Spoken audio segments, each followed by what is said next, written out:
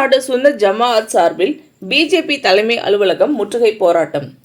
நாடு முழுவதும் இஸ்லாமியர்களுக்கு எதிராக பாஜக அரசு மிகப்பெரிய அத்துமீறலை நடத்தி கொண்டிருக்கிறது என்றும், இந்திய இஸ்லாமியர்களை இரண்டாம் தர குடிமக்களாக நடத்துவதோடு இந்தியாவை விட்டே அவர்களை விரட்டி அடிக்க வேண்டும் என்று கங்கணம் கட்டிக்கொண்டு களப்பணியாற்றி வருகின்றனர்.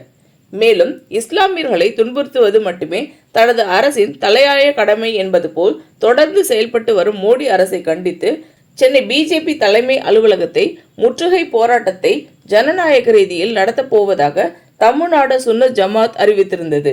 அதனை முன்னிட்டு ஐசோஸ் பள்ளிவாசல் அருகில் ஒன்று கூடிய தமிழ்நாடு சுன்னத் ஜமாத் நிர்வாகிகள், மாநில பொதுச் செயலாளர் அக்ரம் கான், மாநில இணை பொதுச் செயலாளர் MP முகமது நாசர், மாநில பொருளாளர் சையத் கவுஸ் மற்றும் தோழமை அமைப்புகள், தமிழக பழனி பாபா கழகம் மாநில தலைவர் யூனுஸ் கான் அவர்கள், தமிழ்நாடு முஸ்லிம் ஜமாத் மாநில தலைவர் SG உமர் முக்தர் ஆகியோருடன் சுன்னத் ஜமாத் தொண்டர்கள் படைசூட பாரதிய ஜனதா கட்சிக்கு எதிராக முழக்கங்களை எழுப்பிக் கொண்டு தீநகரில் உள்ள பாஜக தலைமை அலுவலகத்தை நோக்கி ஊர்வலமாக செல்ல முயற்சித்தனர். அப்பொழுது அங்கிருந்த காவல்துறையினர் அவர்களை கைது செய்து அருகில் உள்ள திருமண மண்டபத்தில் அடைத்தனர். பின்னர் இரவு 10 மணிக்கு மேல் விடுவித்தனர். இந்த போராட்டத்தில் 300க்கும் மேற்பட்டோர் கலந்து கொண்டனர்.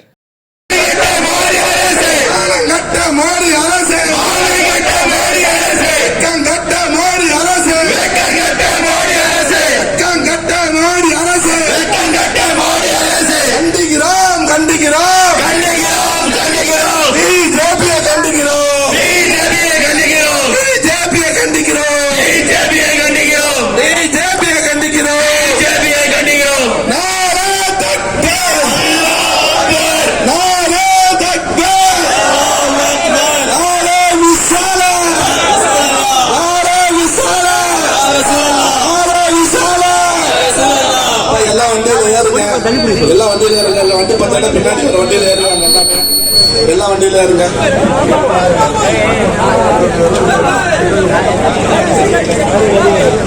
எல்லா வண்டியில